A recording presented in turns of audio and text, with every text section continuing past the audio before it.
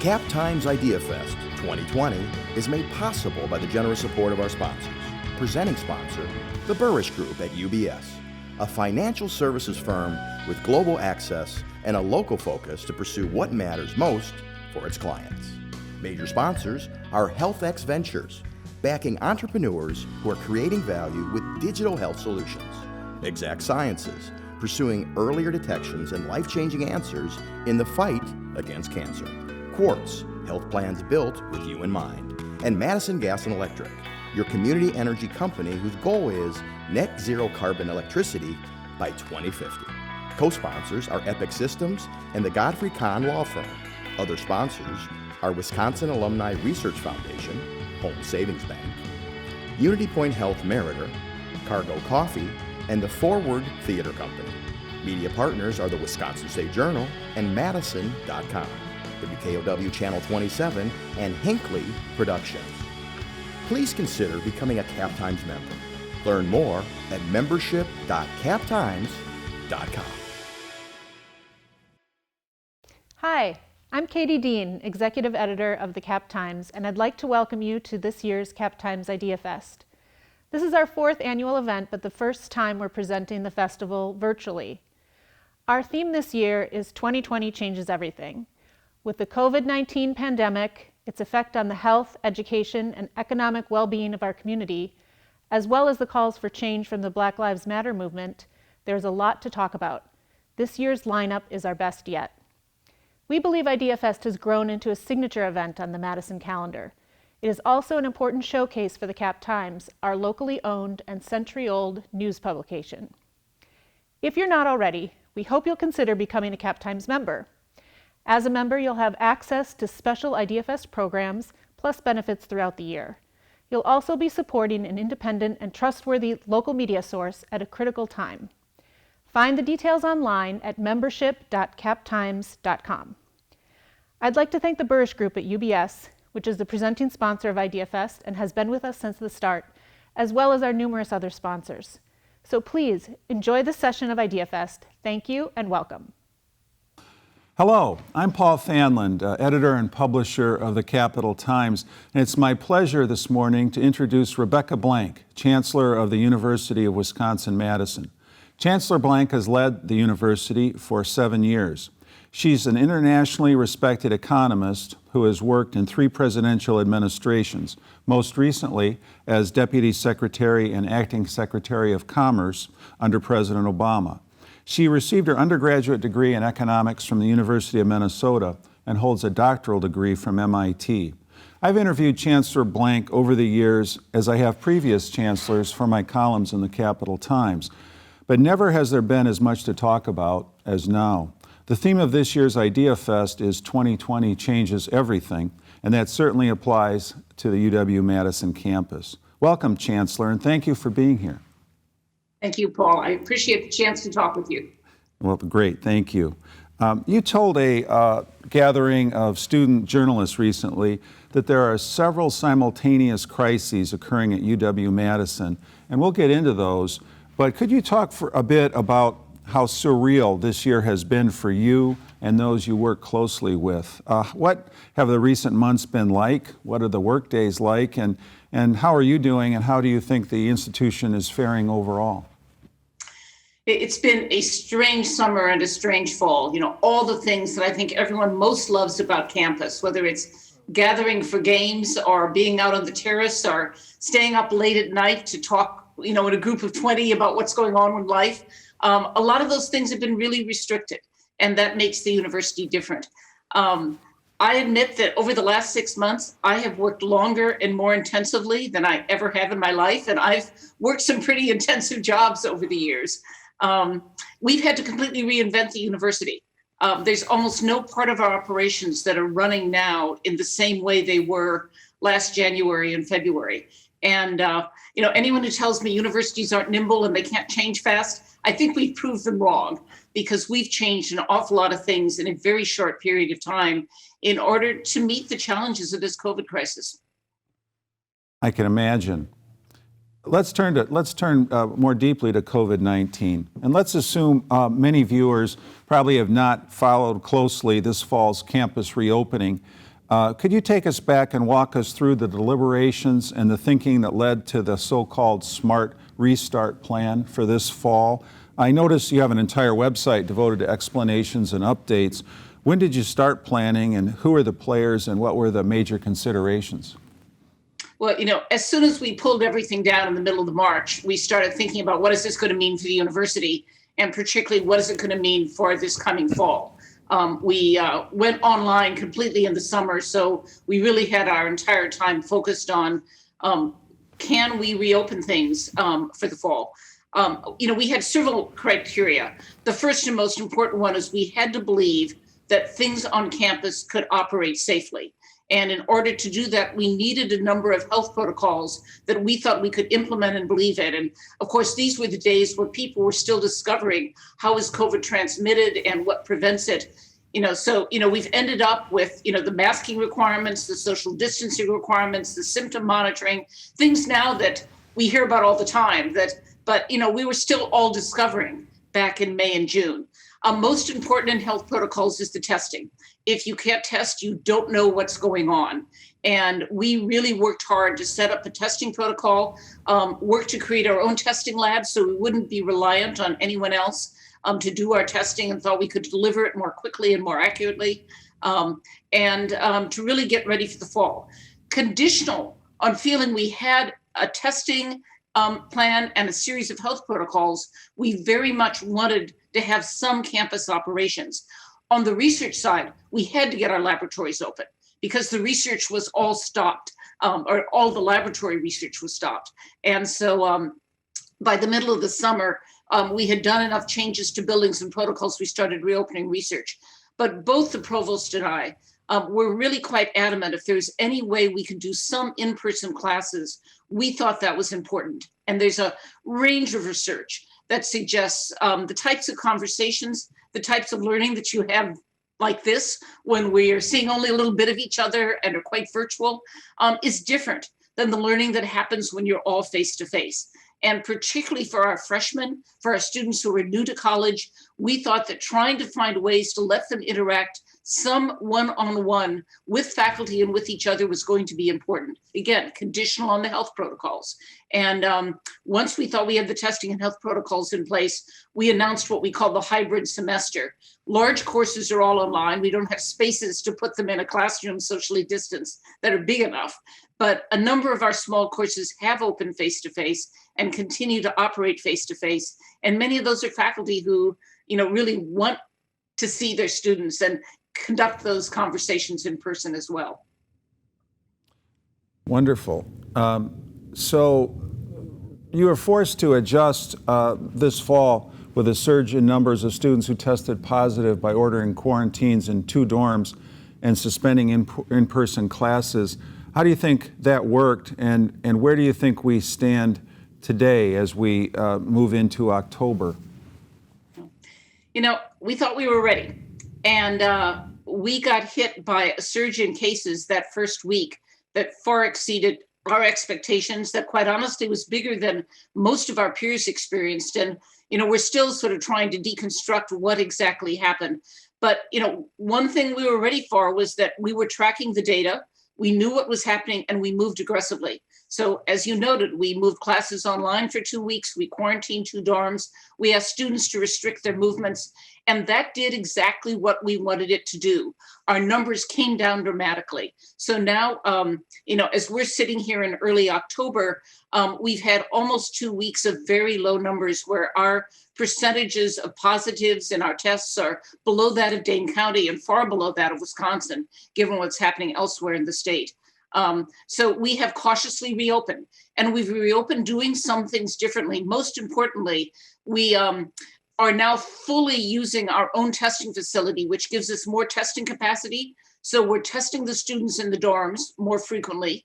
And that's important because we were finding spread of disease happening faster in the dorms than we expected. And if you can test regularly, you can find out when that's happening, pull people out and prevent it from accelerating. So we're testing the dorms more often. We've got the ability to swoop in. If we see any numbers increasing in a particular location, at a particular dorm, we will test everyone in one day. We'll come back 5 days later and see if there's any follow-up infections. So we really feel like we've got a better handle on the sort of spike that we saw that very first week, and that we can control that much better. We've also reviewed all of our classes. Some of those in-person experiences have gone online. Many of them have stayed with some in-person interactions, but maybe they're doing it once a week rather than twice a week. So, we've reopened, and so far we've been successful at keeping our infections down and being where we want to be in terms of safety and health. A little bit of a digression, but just out of curiosity, is there some sort of daily meeting you have with campus leaders to review almost daily metrics and have a discussion about whether any adjustments are needed? Is that occurring daily? We or are how does that tracking the work? data very closely and daily. We meet every morning with the group of us who are on the senior executive team, our people who are in charge of testing.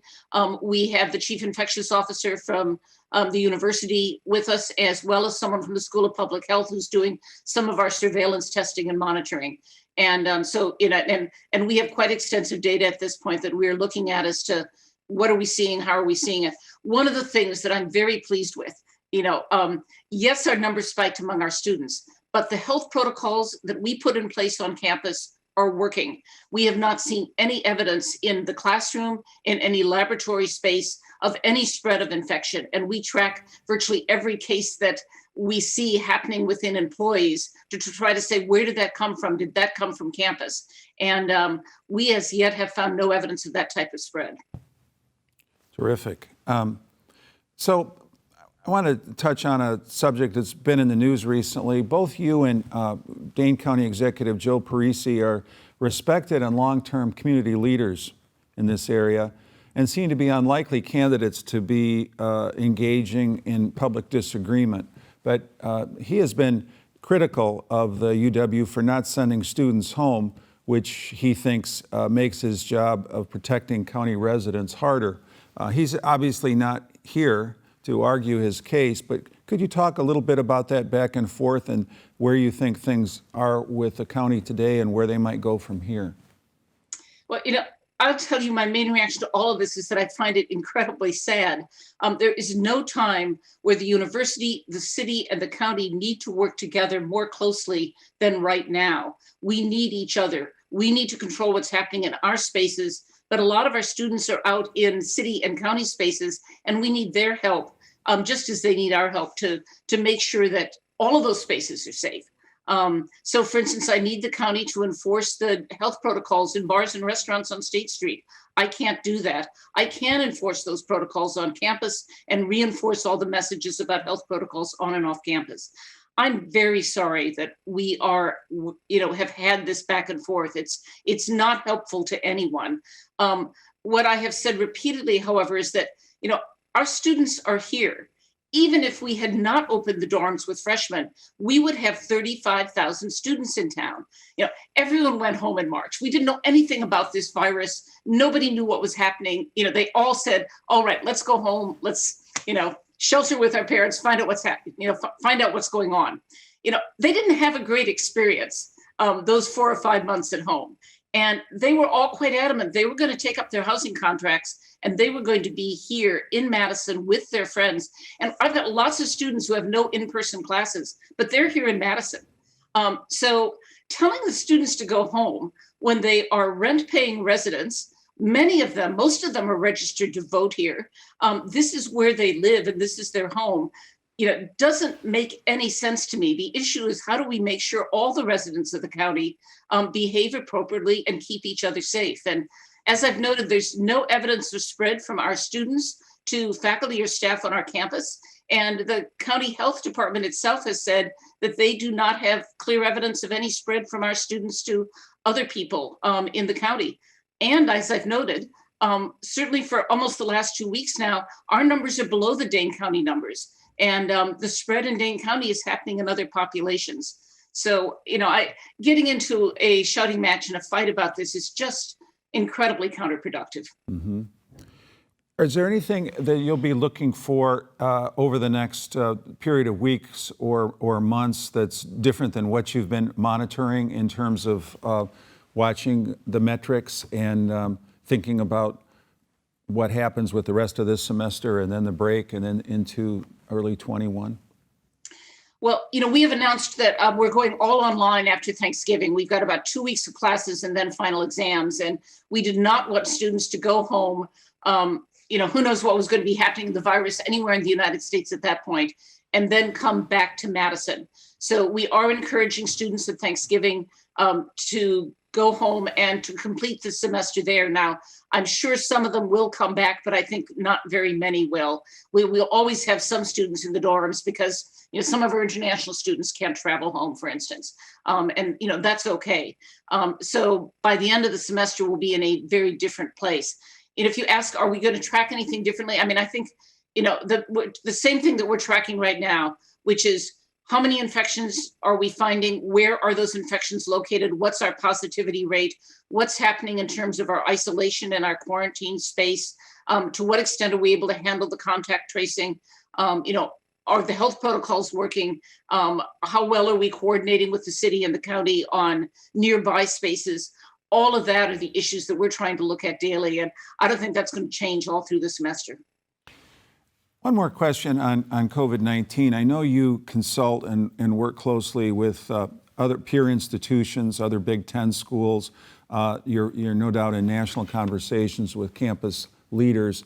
How would you sort of characterize UW-Madison's experience and position relative to the people you talk to? So, we do track other schools pretty closely, particularly the big public peers, to see how we're doing relative to them. I do continue to believe evidence of this. We have a much stronger and more extensive testing regime than many of our peers. We still have quite a few peers who are largely testing, people if they have symptoms and not doing the sort of surveillance and more extensive testing we're doing. And when they say we don't have many cases, my reaction is they don't know whether they have cases or not, because so many of the students are asymptomatic. You've got to be doing testing beyond just those who show up and say, I've got a cough, right? Among those who are doing testing, and I call out Ohio State and the University of Illinois, Indiana's doing quite a bit. Most of them saw a big spike at the beginning of the semester as well. Like us, it has come down. They have been successful at keeping those numbers down. So I'm very hopeful that we're going to be able to do the same. It's clear we've all gone through a learning curve. Thank you. Well, let's turn to campus finances, which is an important issue and has been an important issue and is now probably a much more uncertain one. When I interviewed you for a column 2 years ago, I look back, we focused on the financial challenges UW faced because of a trend of state budget cuts over time. We also talked about your efforts to increase research funding to try to get UW back into the very top tier of international research universities, and I think that's been largely successful. But that conversation probably feels like ancient history next to the short and long-term financial consequences from COVID. You've characterized that part of it as a slow-moving crisis. I wonder if you could describe its dimensions and your hopes for our audience. Just how dramatically might disruptions from COVID-19 affect UW-Madison in the long term, and is that remotely knowable at this point? Yeah. So, last January and February, we were heading into what was going to be the best financial year the university had had in decades. We had some major investments to make. I'm still mourning that, just you had to let go. That was not going to be true any longer once COVID hit. So we are facing a major financial challenge right now. And it's of two parts. On the one hand, we have what I think of as a short-term cash flow problem. We've got a whole number of operations that are simply not operating normally and not bringing in much revenue. Athletics is an example of that. Our unions are an example of that. Our conference centers, housing last spring when everyone went home, lost all, half a year, half a semester of funding. And that type of cash flow issue For most $3 billion organizations, if you think you're going to pop back, let's say we all believe there's going to be vaccine and by next fall we're going to be close to normal. You want to spread that bad time with a good time and you borrow and you deal with it. Unfortunately, we are the only university in 50 states that does not have borrowing authority. And this is a constant issue with the state. They have got to bring us into the modern world here. So that means we can't borrow. So if, athletics loses much of its income, as it did over the spring and summer, they're facing the choice between they either eat through their reserves, which is clearly one of the things they're doing, or they lay off all their coaches and staff, which makes no sense at all because they need them back again as soon as everything comes back. So we've been trying to use reserves. We've been trying to do a number of what I think of as short-term things to save cash, like hiring freeze, salary freeze. As many people know, we've done furloughs for a number of our employees, trying to basically spread the pain so everyone loses a little bit of income by having to furlough between, 3 to 6 days. And that handles some of the short-term cash problems. But, in the absence of being able to borrow, which, as I say, any other institution of our size would do and can do in other states, that is creating some real problems. But then we've got the long-term base budget problem, which is basically coming from the state. The governor has lapsed a substantial amount of money for UW-Madison. It ends up being about $20 million in the last fiscal year that ended July 1st, and has announced additional lapses for this year, which is probably going to be a little more than $20 million for us this year. And then this next spring, the state goes into a budget debate about its budget for the next 2 years. And, the state budget doesn't look great.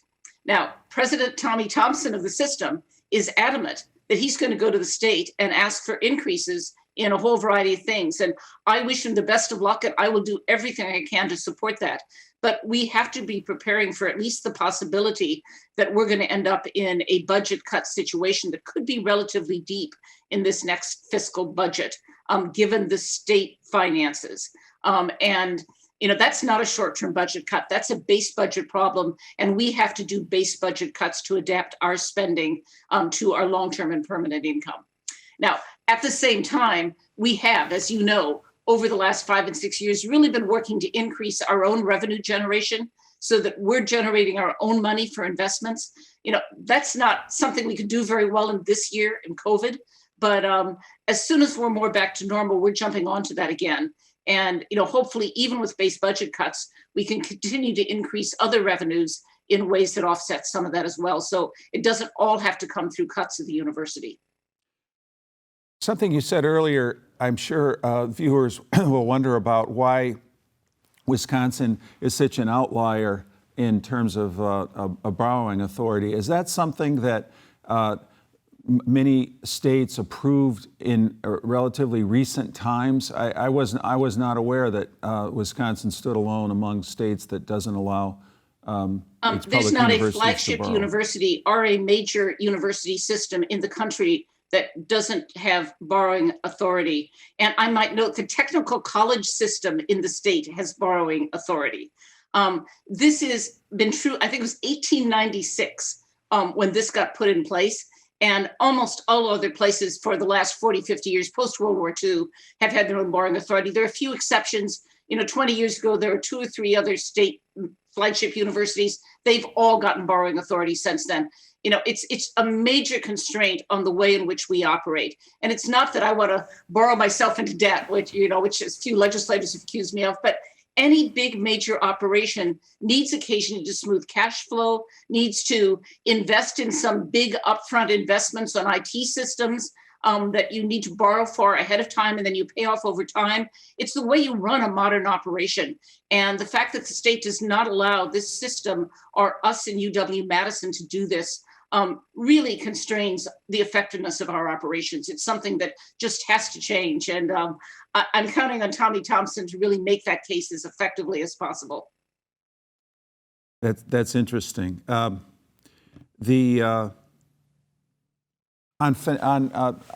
on financing, I've been tracking, talking to chancellors over time, and it seems like one of the major things that's always on your minds is affordability.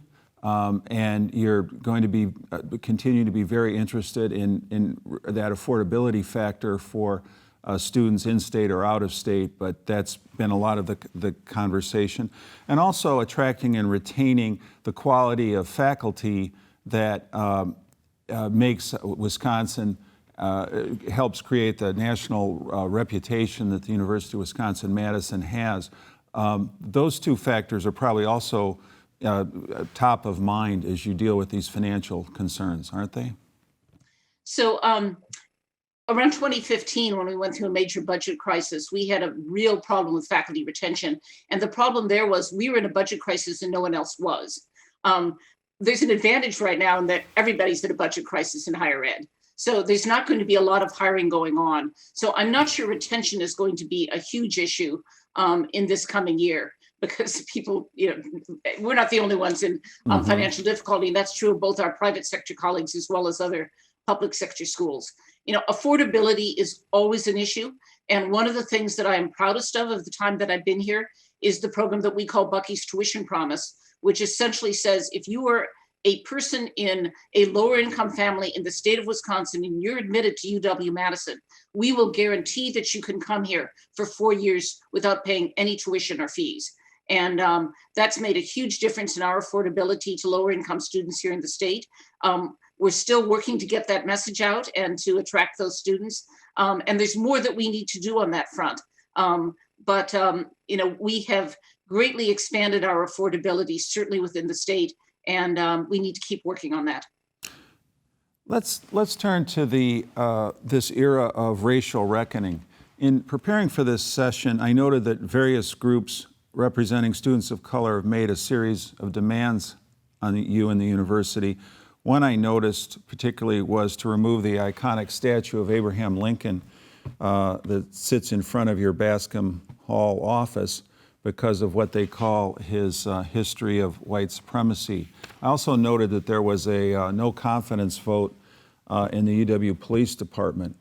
Could you describe your approach to working with these young people at such an emotional time of racial reckoning, and how do you see things progressing from here? Are you going to be able to satisfy what they'd like to accomplish?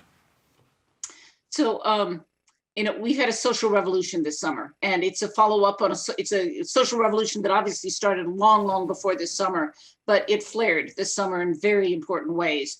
And it's not just my students who are angry, who've been spent the summer taking part in protests, who are looking at what's going on in the larger society. And of course, that anger is fed by the anxiety of what's going on with COVID-19 at the same time. It's fed by the fact that I think many of them don't believe that they have many outlets to go to in Washington that are going to be useful. And if you can't, if there's no way through the democratic process to think that you're going to accomplish something, you turn to other means, right? My husband suggested that I needed to put a basket outside the door of my office because I think I got 15 sets of non-negotiable demands in the first 2 weeks of the semester.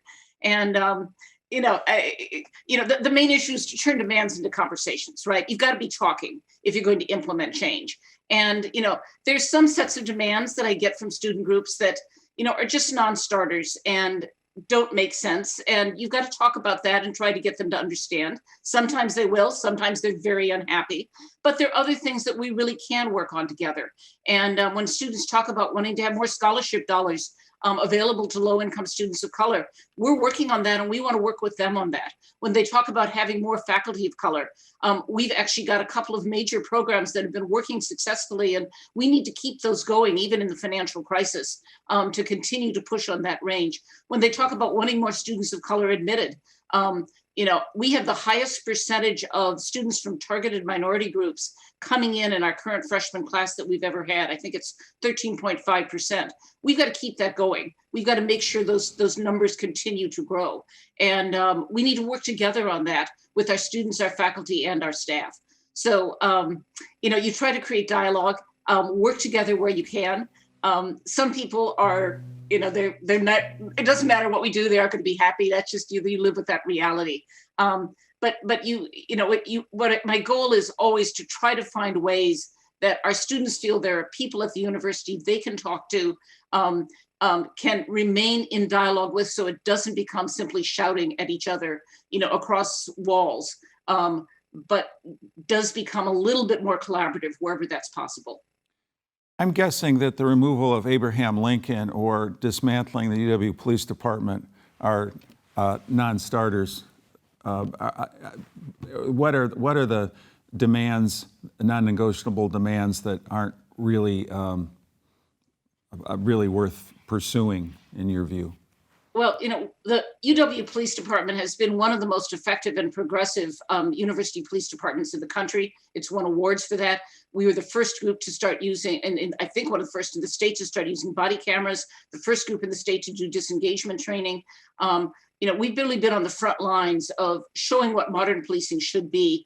And we're a huge institution. There are 65,000 people on campus when we're all there. That's bigger than the town of Janesville. We need a security force on our campus for a whole variety of reasons.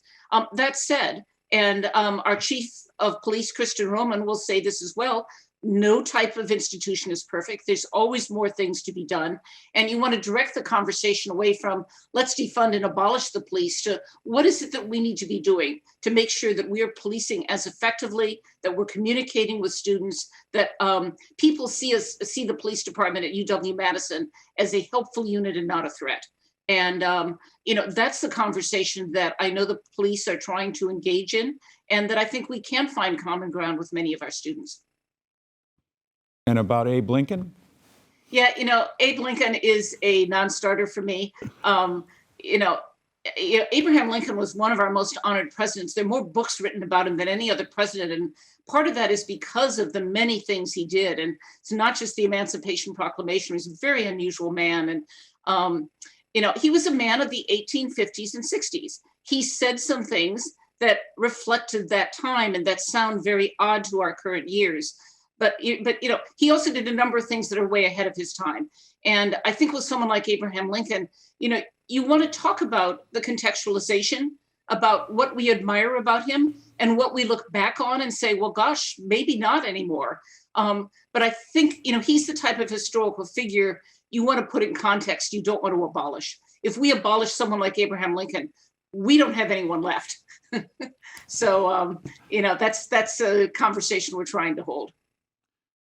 With that, we're going to take a brief break to recognize our sponsors. We have Chancellor Rebecca Blank with us, and we'll continue in a minute. Cap Times Idea Fest 2020 is made possible by the generous support of our sponsors. Presenting sponsor, the Burrish Group at UBS, a financial services firm with global access and a local focus to pursue what matters most for its clients. Major sponsors are HealthX Ventures, backing entrepreneurs who are creating value with digital health solutions. Exact Sciences, pursuing earlier detections and life-changing answers in the fight against cancer. Quartz, health plans built with you in mind. And Madison Gas and Electric, your community energy company whose goal is net zero carbon electricity by 2050. Co-sponsors are Epic Systems and the Godfrey Kahn Law Firm. Other sponsors are Wisconsin Alumni Research Foundation, Home Savings Bank, Unity Point Health Meritor, Cargo Coffee, and the Forward Theater Company. Media partners are the Wisconsin State Journal and Madison.com, WKOW Channel 27, and Hinckley Productions. Please consider becoming a Cap Times member. Learn more at membership.captimes.com. Well, welcome back. I'm Paul Fanlund, editor and publisher of the Capital Times, visiting with Chancellor Rebecca Blank, and we were in the middle of a conversation about this era of racial reckoning and its influence and its impact on the university. On another topic touching on race, I recently wrote a column in which Patrick Sims, the UW's former diversity chief, who recently took a job out east, applauded your personal commitment, Chancellor, to racial progress on campus, but said he thought there remained a ways to go on racial consciousness among many faculty and staff. What do you make of his comments and his sort of, I guess you'd call it an exit interview perspective? Yeah, so, Patrick was a wonderful member of our senior team at the university and very, very involved in these issues, obviously, and really helped shape some of the things that we've been doing in recent years. I was very sorry to see him leave, but he had a great job offer that, he should have taken, as much as I didn't want to say that to him. It's always good when people you've mentored and worked with move on in their careers to good things. I don't think he said anything that any of us wouldn't say. There's a lot of work to be done at the University of Wisconsin, as there is in the state of Wisconsin. We are a predominantly white institution in a predominantly white state. We show that. We show that in our culture. We show that in, sort of what happens in the classroom and what happens outside the classroom. There's no quick and easy answer to that. We reflect the community around us in many ways. And this is obviously not something unique to the university. It's reflected in the city of Madison, and it's reflected in other cities all across the state. We're working on a whole variety of fronts there. We have mandated training for every incoming undergraduate around diversity, inclusion, identity issues that we ask them to go, just like they go through an alcohol training and a sexual assault training, they go through an inclusion and diversity training. And, we're an educational institution.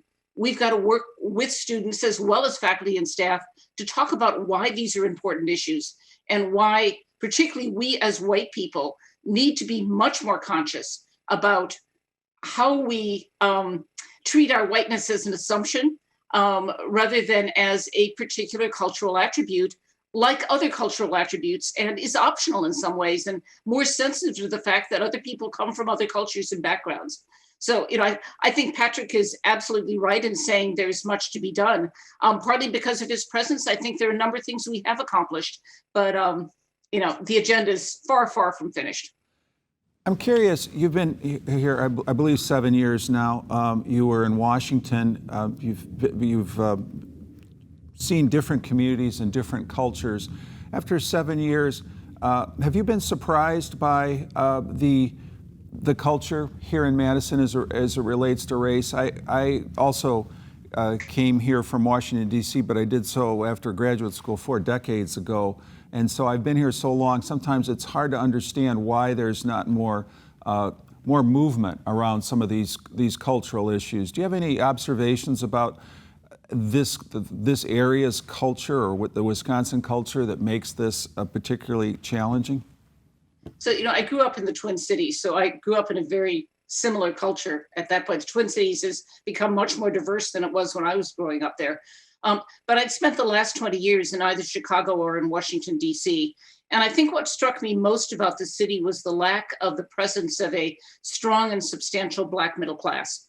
And it's not that there aren't individuals in the city who fit into that role, but it's a small group. And as a result, it's not as visible, not as dominant. And you need a diverse group of leaders in the city, and we just don't have as much of that in this city as elsewhere. And the university has to be in part responsible for that, because we're obviously a major hirer.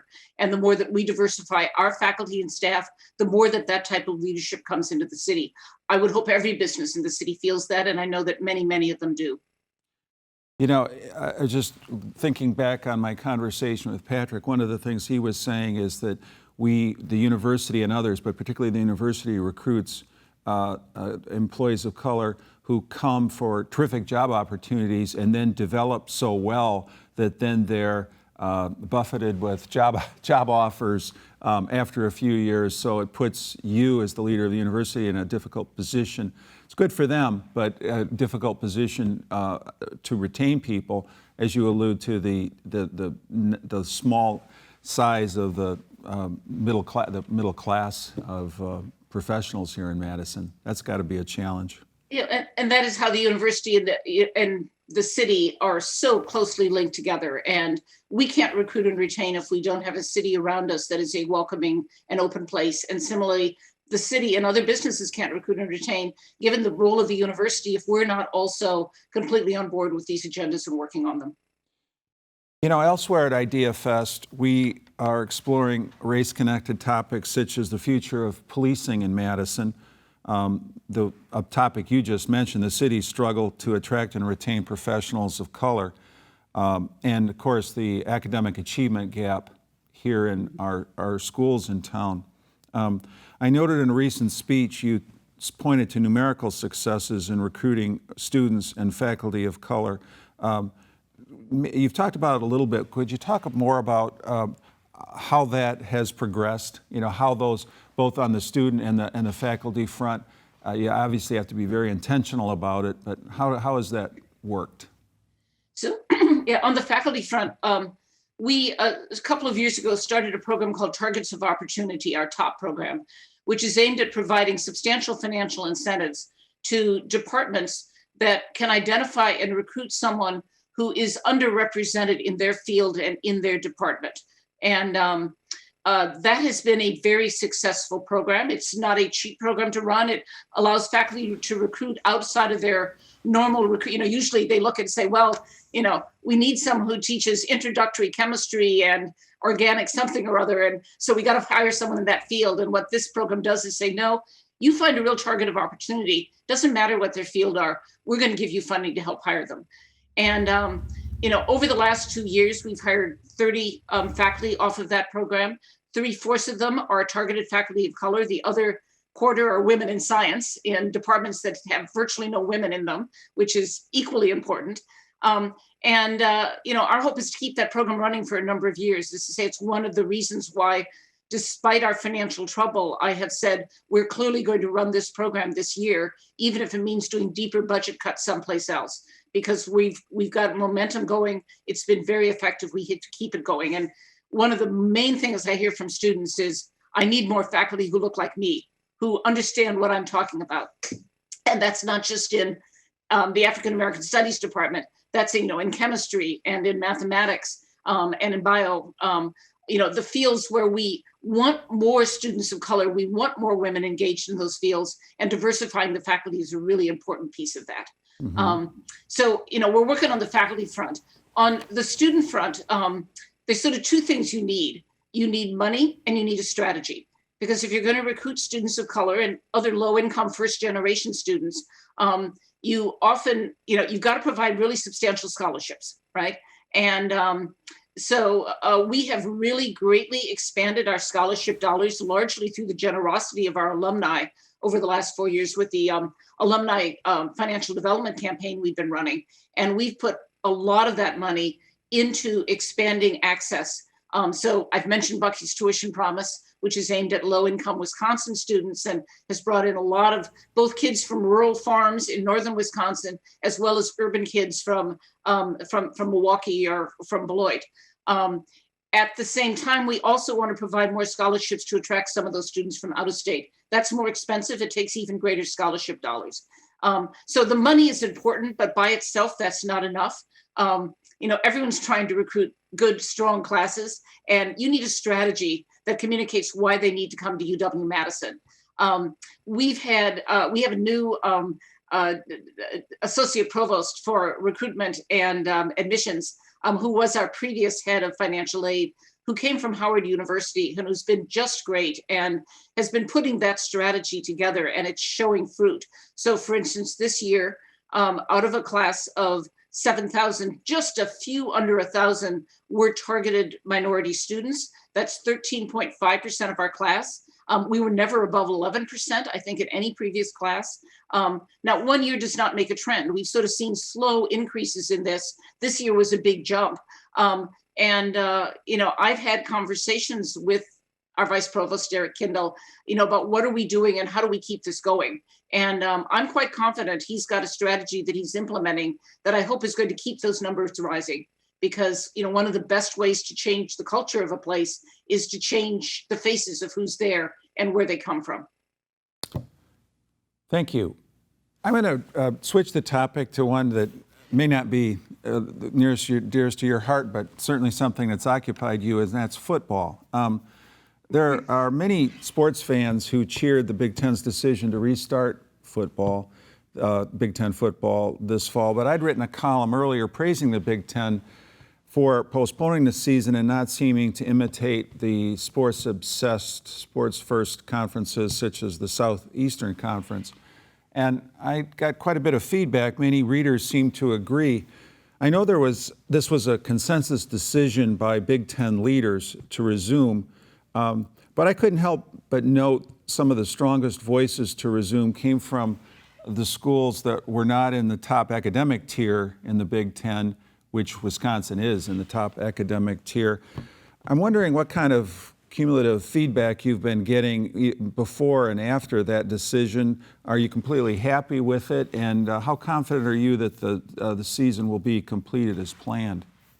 So, I think where we here are the chancellors and presidents of the Big Ten schools made the right decision to say we cannot safely play at this point, to postpone things in August. And I think we made the right decision near the end of September to say our questions have been answered. The reason we felt uncomfortable with playing a season in August were threefold.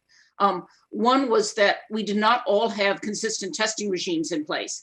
And a number of schools did not have contract tracing in place. And a number of us are looking and saying, I don't think we can safely let our students play other schools. There's no consistency of health protocols here. So that was concern number one. Concern number two was that we couldn't complete a season even if we started, given the number of infections that were every week cropping up among different teams, not just in football. And of course, you've seen that in some of the leagues that did start play. And we didn't want to start a season and have to pull it down halfway through and cancel games because students were out for 2 weeks with COVID, et cetera. And then the third concern was this rising evidence that was just becoming available in the middle of August, that some number of top athletes seem to have some heart abnormalities following COVID. And that was, we just didn't know enough about that. And that made us very concerned. So basically, for the safety of our students, we said, we don't think we can play. These questions are too important. And until we can answer these questions, there's no season. Now, at that point, a medical advisory group, which had been involved, got actively involved with those questions. They came back to us in the middle of September with a variety of answers to those questions. And among other things, they said, look, if the Big Ten can contract with an outside organization to test daily all athletes, all coaches, all staff, and consistently in every school and for every team, that is going to really put you in a different position in terms of feeling like you can take the field and you can play a season and you're going to pull athletes out if they get sick and you're going to protect them. They set up a set of health protocols of what happens if someone tests positive. Within those protocols is a requirement that anyone who has COVID, 15 days after they test positive, and the evidence says that these heart anomalies, if they happen to show up quite quickly, has to go through a whole heart review. And I might note every one of our athletes who tested positive this summer on the football team, we put through a whole heart review in the month of September to look at that.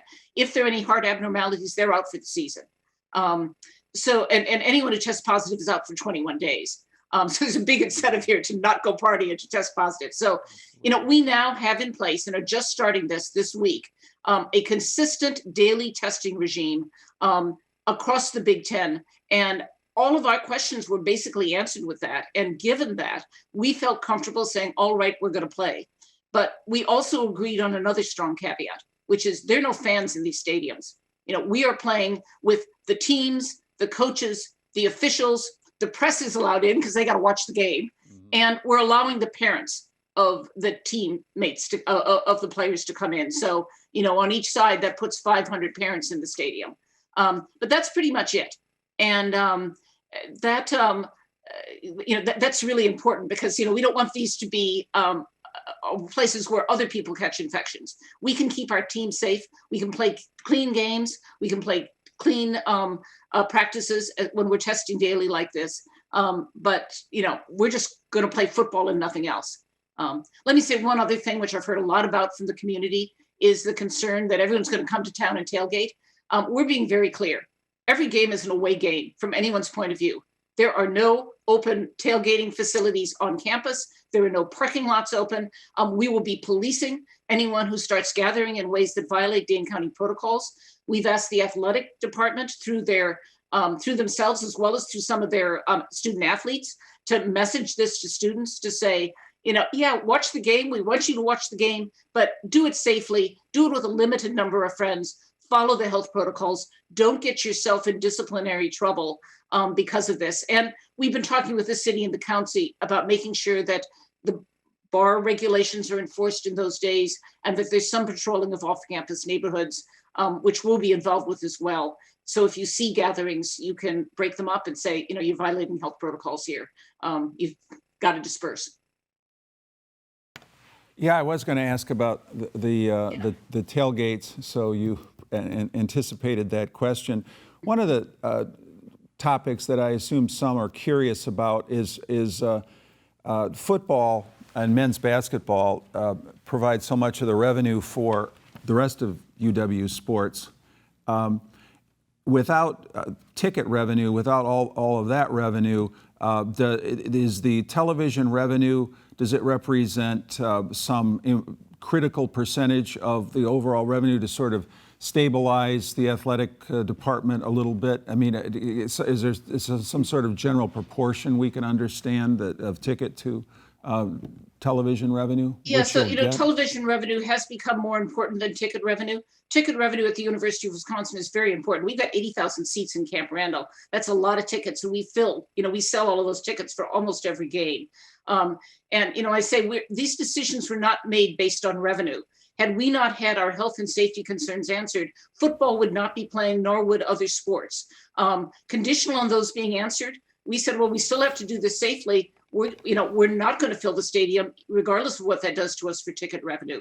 Those of us with bigger stadiums get more ticket revenue than some others. With a compressed season, we will get some TV revenue, not as much as we would have gotten in a normal season. That's very good for the athletic department, which was facing some real financial disasters.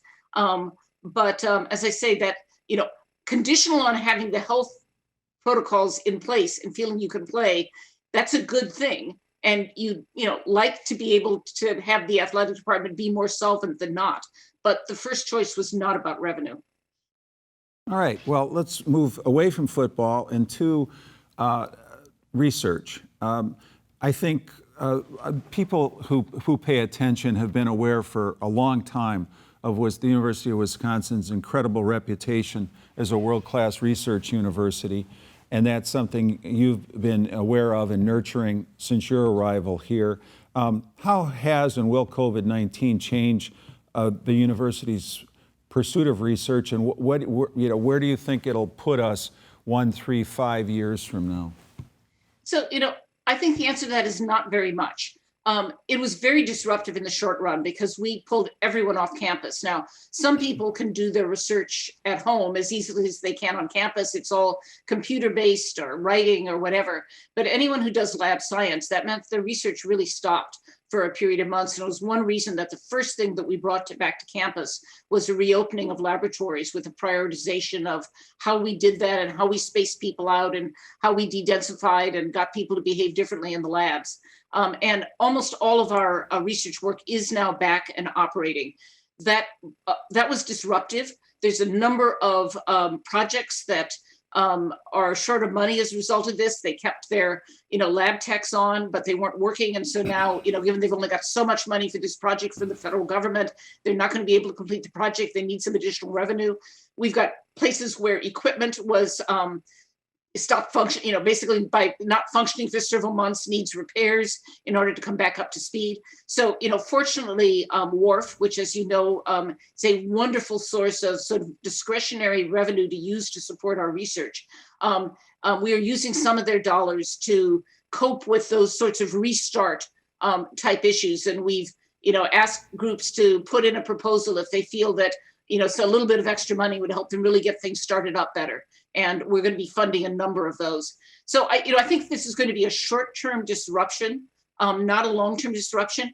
I will say our research, bringing in projects and bringing in funding has gone really well over the last year. And in fact, in the last 2 months, I think we brought in 4 or 5 big projects that are, tens of millions of dollars of funding projects on big and exciting science issues. And the research side of the campus is looking great. And I should say, in terms of COVID, there's obviously a lot of money out right now for COVID-related research. I think we have somewhere around 360 proposals that are either funded or in process for COVID-related research. We've gotten more COVID-related funding than most of our peers. I mean, our folks have just jumped on this, and in part, we have such a wonderful group that does biological-related research as well as social science-related research about, how is this affecting families and schools and communities, that we're really well set to, I think, be involved in those conversations about what has gone wrong with COVID, how do we deal with this as a disease, and how do we deal with this as a societal phenomenon, and how do we recover from it? And UW-Madison is going to be at the center of all of that conversation.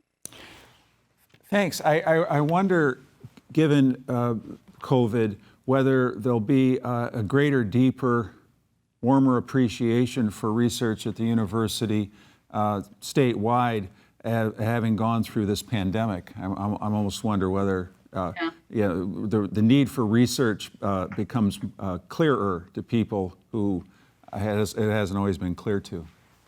I very much hope so. It's been a time where science has been under attack in a number of ways.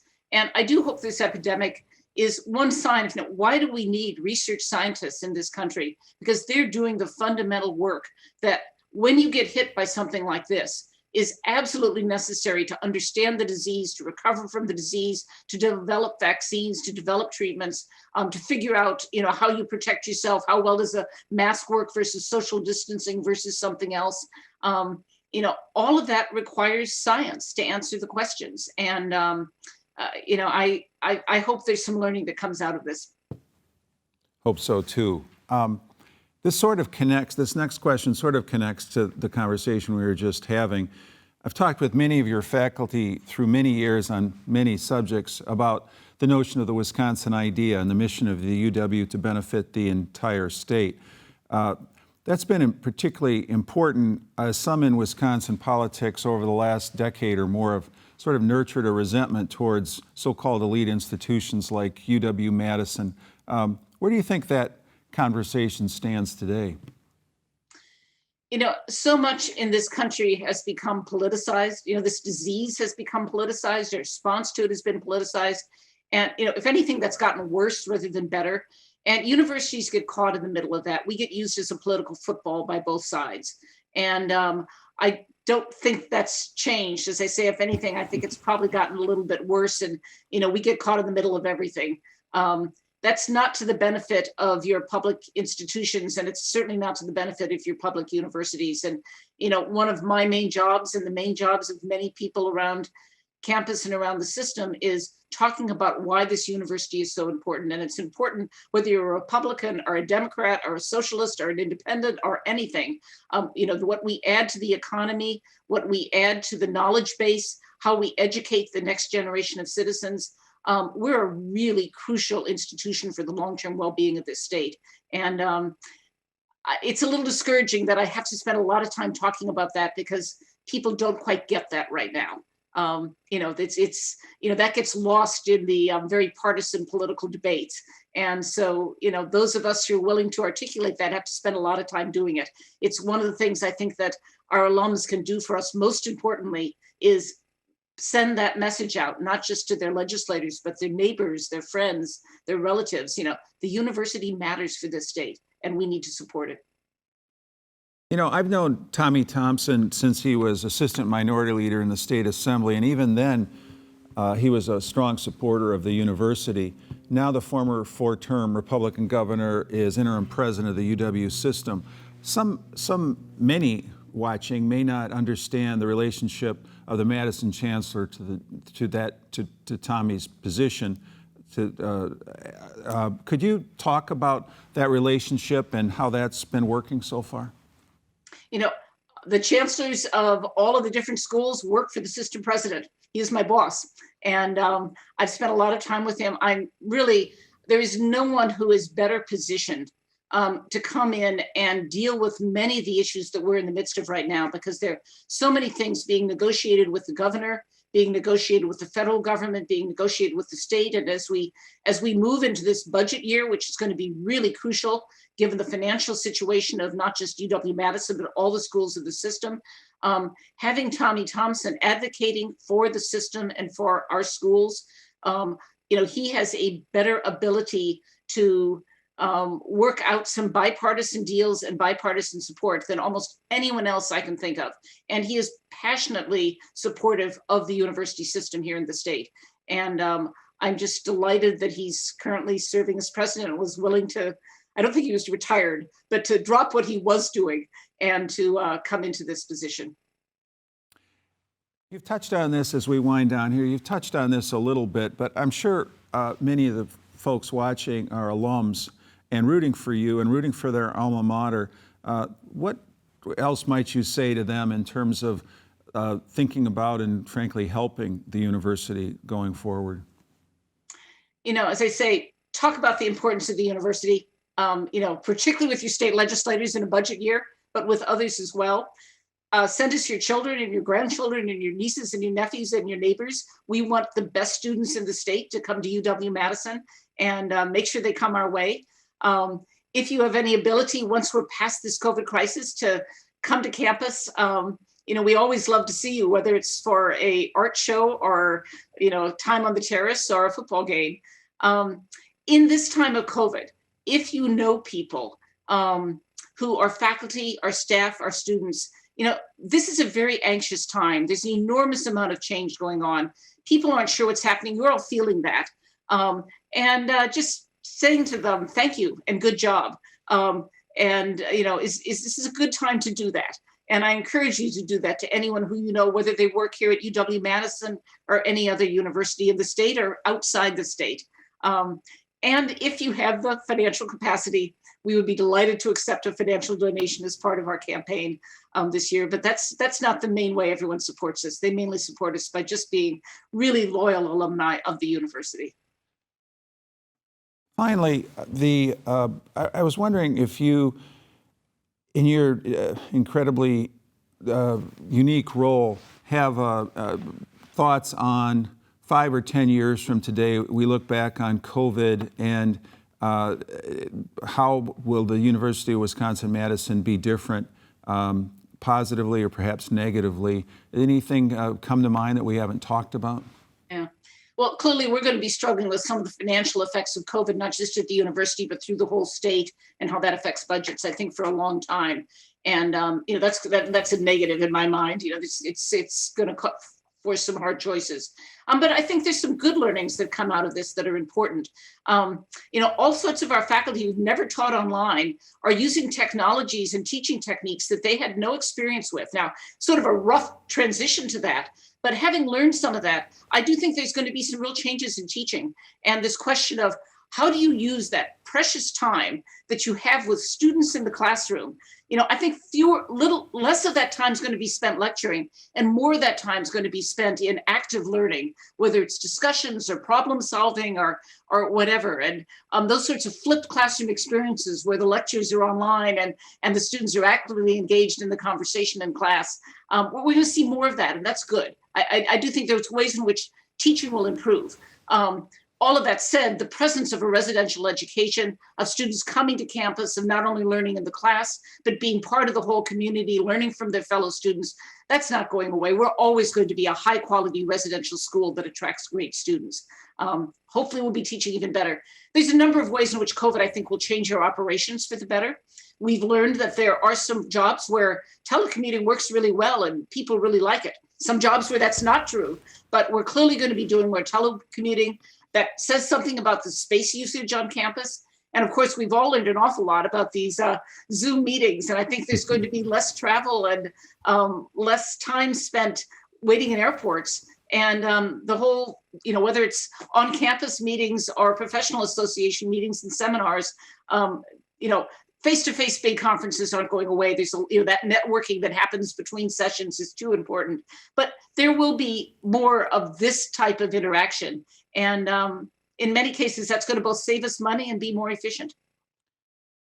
Last question. When we talked 2 years ago, I was obliquely inquiring about your plans, and you jumped in and said, if you're asking me if I'm looking for another job, the answer is no. But you've 7 years in a position as pressure-packed as UW-Madison chancellor is a bit of time against predecessors. I have to close by asking you what your thoughts and plans are. if you're asking me if I'm looking for another job, the answer is no. This is not the time to even be thinking about that. There's too much going on at the university. Yes, there's some really hard days, but this is not a time for a leadership transition. And I'm not looking for a leadership transition. This is a wonderful university and a great place to be. And I'd like to be involved in steering it through this crisis and making sure that, we go back to some of the long-term agendas and strategies that we need to be pursuing to keep this university as good as it's ever been, and if possible, make it even better. Well, it's been a pleasure to talk with you again, Chancellor Blank. Best wishes, be well, and thank you. Thank you, Paul. It's good to talk to you. Cap Times Idea Fest 2020 is made possible by the generous support of our sponsors. Presenting sponsor, the Burrish Group at UBS, a financial services firm with global access and a local focus to pursue what matters most for its clients. Major sponsors are HealthX Ventures, backing entrepreneurs who are creating value with digital health solutions. Exact Sciences, pursuing earlier detections and life-changing answers in the fight against cancer. Quartz, health plans built with you in mind. And Madison Gas and Electric, your community energy company whose goal is net zero carbon electricity by 2050. Co-sponsors are Epic Systems and the Godfrey Kahn Law Firm. Other sponsors are Wisconsin Alumni Research Foundation, Home Savings Bank, Unity Point Health Meritor, Cargo Coffee, and the Forward Theater Company. Media partners are the Wisconsin State Journal and Madison.com, WKOW Channel 27, and Hinckley Productions. Please consider becoming a Cap Times member. Learn more at membership.captimes.com.